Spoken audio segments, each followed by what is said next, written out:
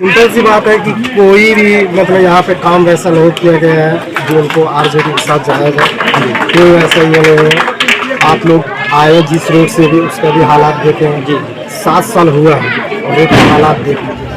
रहेंगे कि नहीं रहेंगे? इंशाअल्लाह बेशक आपके साथ रहेंगे कि नहीं रहेंगे? बेशक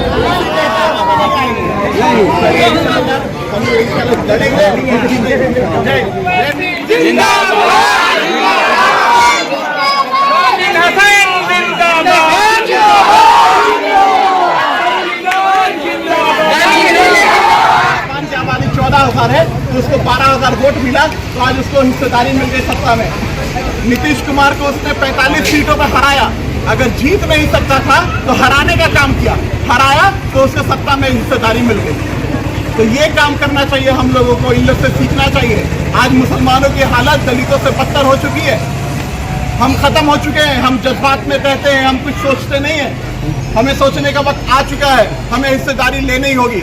और अगर केंद्र में हम देखते हैं, अगर हमारा कोई रहनुमा है तो वो बैरिस्टर असदुद्दीन ओवैसी है। उनका बैरिस्टर को मानते हैं कि नहीं अपना रहनुमा? जी। जब भी कोई मुसीबत आती है मुसलमानों पे या दलितों पे या पिछड़ों पे या कमजोरों पे, अगर कोई एक बेबाक जुबान अगर केंद्र में है तो वो बैरिस्टर असदुद्दीन ओवैसी साहब की है। अगर उसको आप कमजोर करिएगा, वोट नहीं दीजिएगा तो वो भी आवाज बंद हो जाएगी। आप विधायक की लड़ाई नहीं लड़ रहे, आप अपनी क़यादत की लड़ाई लड़ रहे हैं, आप अपने हिस्सेदारी की लड़ाई लड़ रहे हैं। अगर हिस्सेदारी चाहिए तो उसे बहुत कुछ गंवाना पड़ता है। आजादी के वक्त सुभाष चंद्र बोस ने कहा था कि तुम मुझे खून दो, मैं तुम्हें आजादी दूंगा। और आज आपका भाई नौजवान कहता है कि तुम मुझे वोट दो, तुम मुझे खून पसीना दो और इस 34 साल की अराजकता से मैं आपको आजादी दिलाऊंगा इंशाल्लाह।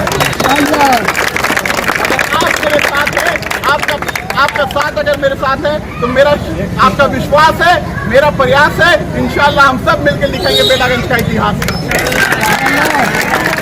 और आप मुस्तैद हो जाइए, एकजुट हो जाइए। अभी कमर कसने का वक्त आ गया है।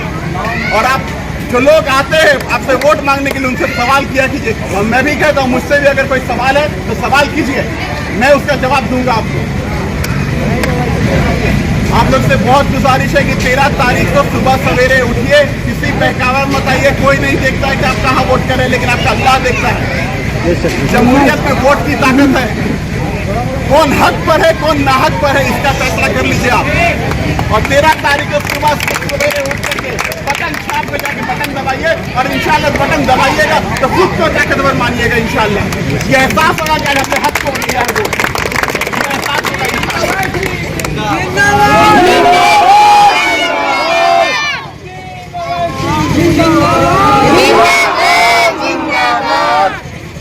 इसी के साथ आप लोग इंशाल्लाह इस बात पर रहेंगे कि नहीं रहेंगे? इंशाल्लाह बेशक आपके साथ रहेंगे कि नहीं रहेंगे? बेशक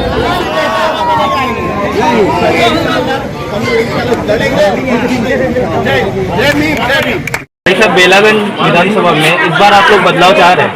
यहाँ पे कई कैंडिडेट है, ठीक है, अलग अलग, जैसे कि जनस्वराज का है, आरजेडी का है, MIM भी फर्स्ट टाइम यहाँ पे अपनी पार्टी उतारी है, ठीक है। तो आपको क्या लग रहा है इस बार मतलब किनके साथ हम मुसलमानों को जाना चाहिए?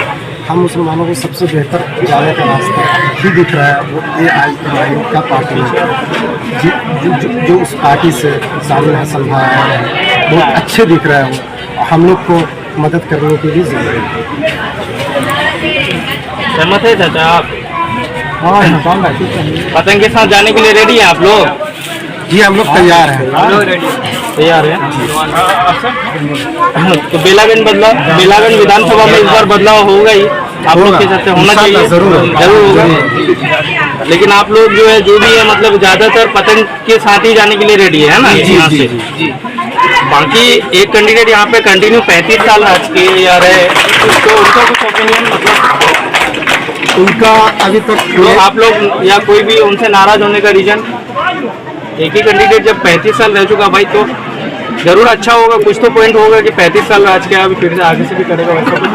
सिंपल सी बात है कि कोई भी मतलब यहाँ पे काम वैसा नहीं किया गया है जो उनको आरजेडी के साथ जाया जाए। कोई वैसा ये नहीं है।